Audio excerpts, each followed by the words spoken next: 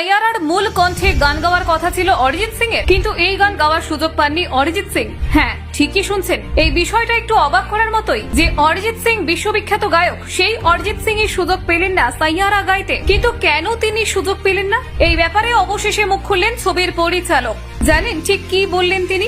অরিজিৎ সিং সাইয়ারা সিনেমার গান গাইলে তা কেমন হতো দেখুন। বলিউডের জনপ্রিয় পরিচালক মোহিত সুরি আবারও প্রমাণ করলেন যে তিনি শুধু গল্প বলার ক্ষেত্রে নয়, সঙ্গীত বাছাইয়ের ক্ষেত্রেও ব্যতিক্রমী। তার নতুন ছবি সাইয়ারা ইতিমধ্যে আলোচনায় এসেছে মূল গান বা টাইটেল ট্র্যাককে ঘিরে, কারণ এই ছবির প্রধান গান গেয়েছেন জনপ্রিয় অরিজিৎ সিং নয়, বরং একেবারে নতুন কণ্ঠের গায়ক ফাহিম আব্দুল্লাহ। কেন এই সিদ্ধান্ত নিলেন পরিচালক, সে বিষয়ে নিজেই মুখ খুলেছেন তিনি। মোহিত সুরি জানান, তিনি বরাবরই বিশ্বাস করেন নতুন প্রতিভাকে সুযোগ দেওয়ায়। আশিকি 2 এ যেমন অরিজিৎ সিংকে সামনে আনা হয়েছিল, যা তার ক্যারিয়ারে বড় মোড় এনে দিয়েছিল, তেমনি এবার তিনি খুঁজছিলেন একেবারে নতুন ও সতেজ কণ্ঠ, যা শ্রোতাদের মনে নতুন আবেগ জাগাবে। সুরির ভাষায় অরিজিৎ অসাধারণ গায়ক, তার কণ্ঠে জাদু আছে, কিন্তু এত বছর ধরে আমরা তার গান শুনছি। আমার নতুন ছবির গল্পে নতুন অভিজ্ঞতার গন্ধ আছে, তাই চেয়েছিলাম এমন এক গলা যা সতেজ আর অপরিচিত শোনাবে।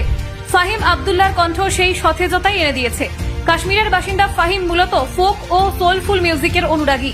তার কণ্ঠে পাহাড়ি হাওয়ার মতো এক অনন্য সুর আছে, যা একদিকে মাটির গন্ধ বহন করে, অন্যদিকে অজানা এক আবেগে ভরিয়ে দেয় মন। সেই কারণেই মোহিত সুরি ছবির শিরোনাম গানটির জন্য তাকে বেছে নিয়ে নেন। গানটির সুরকারও ছবির আবেগকে মাথায় রেখে দেশীয় বাদ্যযন্ত্র ব্যবহার করেছেন।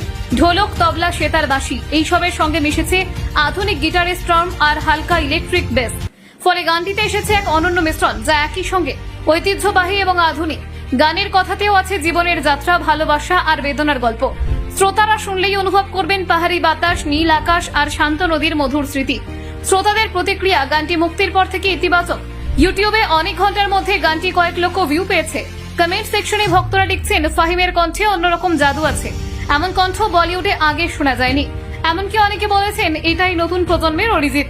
মোহিত সুরির এই সিদ্ধান্তকে অনেকেই বলিউডের জন্য সাহসী পদক্ষেপ হিসেবে দেখেছেন, কারণ সাধারণত বড় বাজেটের ছবিতে নামী গায়ককে বাদ দিয়ে একেবারে নতুন কণ্ঠে টাইটেল গান করানো বেশ ঝুঁকির। কিন্তু পরিচালক বিশ্বাস করেন নতুন প্রতিভাকে সুযোগ না দিলে বলিউডের সঙ্গীত কখনো নতুন রূপ পাবে না। তার মতে নতুন শিল্পীরা শুধু নতুন সুরই আনেন না, সঙ্গে আনেন এমন এক উদ্যম বা আন্তরিকতা যা পুরনো পরিচিত কণ্ঠে অনেক সময় পাওয়া যায় না। এই গান শুধু ফাহিম আব্দুল্লাহের ক্যারিয়ারে নতুন অধ্যায় নয়, বরং বলিউডের সঙ্গীত জগতে এক নতুন বাতাস বইয়ে দিয়েছে। গানটি শুনে মনে হয় পাহাড়ি গ্রাম থেকে উঠে আসা এক তরুণ তার মনের সুর দিয়ে পুরো শহরকে মুগ্ধ করে দিয়েছে। আর মোহিত সুরির এই দৃষ্টিভঙ্গি মনে করিয়ে দেয় যে সত্যিকারের প্রতিভা কখনো ব্যর্থ হয় না, শুধু সঠিক সময়ে সঠিক মঞ্চ প্রয়োজন। সাইয়ারার টাইটেল গান প্রমাণ করে দিল সাহসী সিদ্ধান্ত কখনো কখনো সৃজনশীলতাকে এক অন্য উচ্চতায় নিয়ে যায়। নতুন কণ্ঠ, নতুন আবেগ আর নতুন অভিজ্ঞতার মেলবন্ধন এই গানকে করেছে ব্যতিক্রমী। আগামী দিনে ফাহিম আব্দুল্লাহ বলিউডের সঙ্গীত জগতে এক উজ্জ্বল নাম হয়ে উঠবেন, এই নিয়ে কোনো সন্দেহ নেই। ব্যুরো রিপোর্ট, নির্ভীক বার্তা।